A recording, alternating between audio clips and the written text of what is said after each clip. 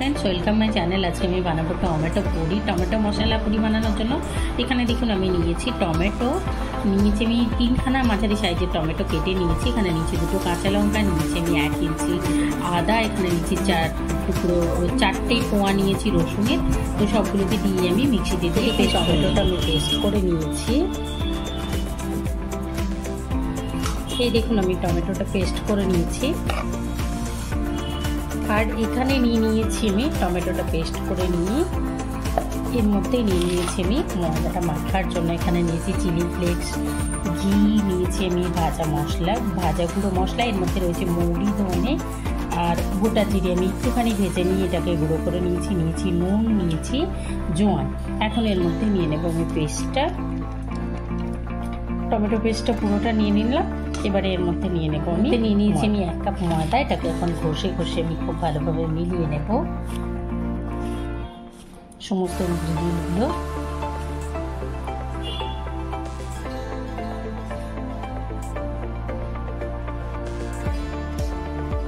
দেখুন এর মধ্যে আমার কোনো জল মেলাতে হয়নি, কিন্তু যদি আপনাদের মনে হয় যে ড্রাই মনে হচ্ছে তাহলে জল মিলিয়ে নেবেন। আমার কিন্তু টমেটো পাল্পটা দিয়েই পুরো মাখা হয়ে গেছে। এটাকে আমি খুব সুন্দর করে মেখে নিয়েছি, একটু শক্ত শক্ত করে মেখেছি। তারপরেও যদি আমার মনে হয় পরে তাহলে করবো আমি একটুখানি জল মেলাবো। আমার একটু জল লাগবে না, কারণ আমার খুব সুন্দরভাবে একদম শক্ত শক্ত করে আমি মেখে নিয়েছি। এটাকে আমি খুব ভালোভাবে ঠেসে নেব। 2-3 মিনিট ঠেসে নেওয়ার পরে এটাকে আমি ঢাকা দিয়ে রেখে দেবো 10 থেকে 15 মিনিট। আমি 1 চামচ মতো জল দিয়ে দিয়েছি, দিয়ে এটাকে আরও ঠেসে নিয়েছি 2 মিনিট। ঠেসে নেওয়ার পরে এটাকে এখন আমি ঢাকা দিয়ে রেখে দিচ্ছি। 15 মিনিট পরে আমি নিয়ে নিয়েছি। এখন আবারও আমি এটাকে 2 মিনিট মতো ঠেসে নেব। ঠেসে নিয়েছি এটাকে 2 থেকে 3 মিনিট। আমি আবারও এখন আমি এখান থেকে লেচি কেটে নেব। আপনারা নিজেদের পছন্দ মতো আকারে লেচি কেটে নেবেন, যে যেমনভাবে যত বড় তৈরি করবেন সেরকমভাবে লেচি কেটে নেবেন। আমি লেচি কেটে নিচ্ছি এরকম করে ছোট ছোট করে কেটে নিয়ে এইখানে প্লেটের মধ্যে নিয়েছি আমি সাদা তিল আর কালো তিল। এটাকে আমি মিলিয়ে নিচ্ছি। মিলিয়ে নিয়ে আপনারা শুধু সাদা তিল বা শুধু কালো তিল দিয়েও করতে পারবেন, এবার না দিলেও হবে। আমি দিয়ে নিচ্ছি, দেখতে ভালো লাগবে। তো আমি এরকমভাবে করে নিচ্ছি, নিয়ে এবারে বেলে নেব।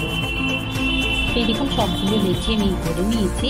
এখন চলুন আমরা এগুলোকে আমি বেলে নিয়েছি। চলুন এবার আমরা ডিপ ফ্রাই করে নেব। এই দেখুন গ্যাসের ফ্লেম অন করে নিয়েছি আমি একটা কড়াই, এর মধ্যে নিয়েছি আমি সাদা তেল। আমি সাদা তেলে এটা ডিপ ফ্রাই করব।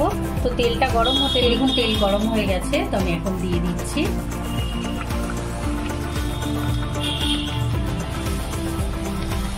মিডিয়াম লো ফ্লেমে আমি সবজিগুলো ভেজে নেব।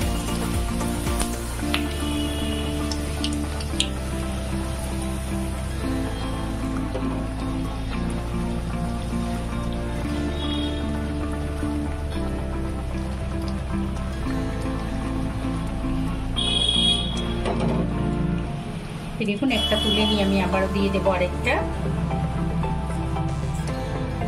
এরকম ভাবে বাকি সবগুলো লুচি আমি ভেজে তুলে নিয়েছি। তুলে নিয়ে আমি এটাকে রাজমার আলুর দম শসা সহযোগে পরিবেশন করেছি। আপনারা চাইলে কিন্তু এটা এমনিও খেতে পারবেন। খুব ক্রাঞ্চি হয়েছে আর খুব চটপটা। তো অবশ্যই ট্রাই করবেন, কমেন্ট করে আমাকে জানাবেন, লাইক করবেন, আমার চ্যানেলকে সাবস্ক্রাইব করবেন। আরেকটা কথা বলে দিই যে যদি আপনারা চান যে এটাকে ডিপ ফ্রাই করবেন না, তাহলে এটাকে একটু মোটা করে বেলে নিয়ে এটাকে শ্যালো ফ্রাইও করে নিতে পারবেন। Thank you.